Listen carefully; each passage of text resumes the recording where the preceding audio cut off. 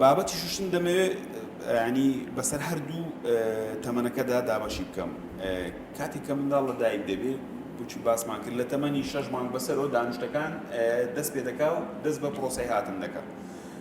و بەخۆی بەجێرێت بە پێی توێژینەوەکان لەسەر ئەوە کۆکن بەڕاستی لە تەمەنی 6 مانگ بەسەرەوە ئەگەر بکرێت منداڵ خۆزان شیر وشت دەخوا پاشمای ئەو شیرەی دەمینێتەوە لەسەرەکان ئەوە لەسەر داچی یان باوانیتی کە بە پڕۆکەی تەڕ ناو دەمی خایەن بکاتەوە پاش هەر شیر خواردنە خاستن شەوان بێ ئەو تەسیراتەی نەبینێتەوە کە کاربۆهیدراتی باید ئەوە هەر تێدایە دانەکان کلۆرکە کە دەگاتە تەمەنی ساڵک سەروی ساڵک بەسەرەوە مەفروزە ینی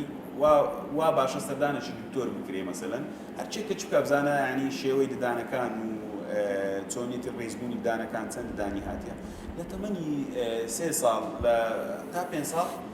مەفروزە منداڵەکە خۆی دەست پێ بکات بشوە لەژێر چاودێری داکوبابی و معجونی منداڵانیش هەیە ڕێژەی کەم فلۆرایدی تێدا ئەگەر بێت و چیدا ئەو تەسیراتی دروست ناکات ئەوە چۆنێتی ینی مەراحیلی شوشتین لە تەمەنی منداڵی ئیتر کە گەورە بوو پێگەیشت کە تا تەمەنی 12 ئەوانە ئەوە بە تەبیعەت ئەو منداڵە فێر بۆ بشوە ئیتر بێخەم دەبینێت کە پێ ڕادەگا ئەو بەرنامجەکەی خۆی دەزانی کە شوشتنەکەی کووە بەڵام بەنسبەت میکانیزمی شوشتنەکەی بەجێری توێژینەوەکان زۆر ئاڕا هەیە لەسەر بیر و ڕای جیاواز هەیە بەڵام زۆرینەیان کۆکن ئەوەی کە لە نێوان 2 دقه تا 5 دقه دەبی ئەو پرۆسەیە بەردەوام بیت شوشتن ناکری هەر بە دقەشی بەسەریعی و نەوعیەتی شوشتنەکەش نارم بیر و ڕایەکان جیاوازە بەس مهمترینش ئەوەیە ئەتوو ینی تەریقەی شوشتنەکەی بەنسبەت شەویلاجی خوارەوە ددانەکان ئەگەر بکرێت لە خوارە ڕا لۆ سەرەوە فلچەکەی بەکاربینی و هەستیش بکەی کەمەک هێزێک هەیە لەسەر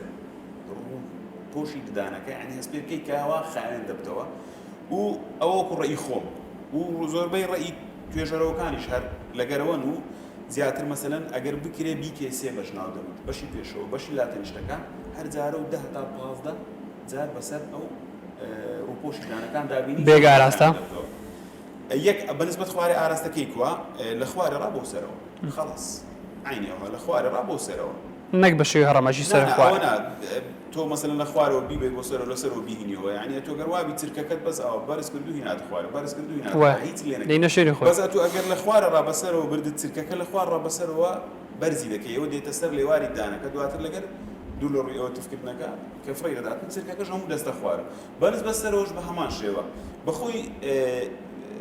ڕأیەک هەیە دەڵێ ئەگەر بکرێ بە گۆشەی 45 گۆشەی 45 تۆزە قورسە ینی ئاوایە یعنی مثلا بردت ئەو دەبینینە خوارێ ئەگەر هەر نەکرا عینی بە هەمان شێوە وەکو شەویلاجی خوارەوە لەسەر ڕا لۆ خوارەوە لەسەر ڕا لۆ خوارەوە زۆر باش بشورێ عینی بە هەمان میکانیزم بیکێسێ بەشی تەنیشتەکان پێشەوە عینی بەشی تەنیشتی لای چەپ و ڕاستە بەنسبەت زۆر باش لای هاوڵاتیانی خۆمە دیوی ژۆرە دەبێت تۆ نازانیم شوی دەکرێت نازانم نییە مەسەلەن ئەوە شەوی لاگبی ئەگەر دیوی ژوورەوەی دانەکانم فلچەکە دەتوانانی بە مستەقیمی ڕایگری ئەوە کاکتۆرگە بکرێتن لەسەر ئەمە زیاتر ڕوونتەوە سۆنێتی شوشتنەکە زۆر باشە بەنسبەت شوشتن وچی باسم کرد لایانی کەم ئەگەر بکرێ ببتە 3 بەش زۆر باشە مەسەلەن بەشی پێشەوە بەشی لای برین چەپ و بەشی لای ڕاستیش بە هەمان شێوە بەشی پێشەوە و لای ڕاست سەرۆژ بە هەمان شێوە بەڵێ چۆنێتی بەکارهێنانەکەی وا باشە مەسەلەن ها لەکن ملی ددانەکە لەو شوێنانە ئاوە تۆزێک حەز بکە مەسەلەن شەخصەکە کە کەمەک توندی پێ دیارە توندیەک هەیەوە بتوانی ئەو چرکەی سەری گرتیتی لای ببەی ئەوە لایانی کەم ئەگەر بکرێ هەتا 10 جار 15 جار خراپ نییە بە نەرمیەوەی پوک و هەم ئەوەکەش ئەزیێت بەگشتی باسمان کرد بەلایانی کەمەوە 2 دقەی پێ بچێت زۆربەی توێژینەوەکان دەڵێ 2 تا 5 دقه لەو مەسافەی کەمتر نەبی ئەو 3 دقەیە 4 دقەیە ئیتر ئەوە لەسەر خۆت ڕادەوەسە بەس نیم لە 2 دقە کەمتر نەبی ڕاستی ئیسفادە ناگەینی بەدەمدانت لاتەنیشتەکەی تر ئاوە مەسەلەن بە هەمان شێوە 10 تا 15 جار عینی بە هەمان شێوە بەنسبەت سەرێ گۆشەی 45 زۆربەی جار ینی توێژەرەوەکان وا بازەکەم بەس تۆزە قورسە ینی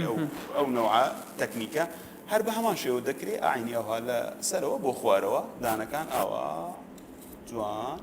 بەس هەست پێ بکەیت کە پاچی دەکەیەوە ڕاستی ینی ئەوە زۆر میمە لەناو برین کوردستانیانی خۆمان هاوڵاتیانی خۆمان زیاتر ئەو تەریقەیە باوە ئاخر ڕاستە ئەوە زۆر هەڵەیە ینی تو ئەو چرکەی ئاوا دەیهینی و شوێن ناگۆڕی شوێنی بەکتریاکە چکەکە ناگۆڕ دەبێت و بە هەمان شێوە پووکەکەش ئەزیەت دەدەیت ئەوە بە مەڕووری زەمەوەی لە دێ پووکەکە تووشی داخوران دەبی دادەبەزیی پووک سروشتی وایە ئەو بەشەی پووک کە لکاوە بە ملی ددانەکە زۆر ناسکە هەر زەبری زۆری بەرکەوێ ڕۆژانە ینی ئەگەری ئەوەی دابەزینی هەیە بەنسبەت شوشنی دیوی ژوورەوەش بە هەمان شێوە هاوڵاتیانی خۆمان ینی دەتانم برێم هەر نیوەیان نایشۆن یان زۆر بە هیمالی دەیشێن ئاوە فلچەکە ئاوا بیگری تەماش بە هەمان شێوە جوان عینی ئاوا خاوێن دەبتەوە چونچی بەنسبەت گرتنی کلس یعنی بەشەی خوارەوە ئەو بەشەی خوارەوە یعنی زۆرترین کات کلس لەو منتیقانە خڕدەبتەوە لەگەر ئەوەش و ئەو تەنیشتانە بەڵام بەڕێژەکی زۆر لێروکانە سروشتی وایە ینی لێرە زۆر خڕدەبتەوە بۆیە ینی پێویستە ئاوا دیژوورۆژ بشوورێ بە هەمان شێوەها ئاوا سەرێش بە هەمان شێوە دەتوانیت دواتر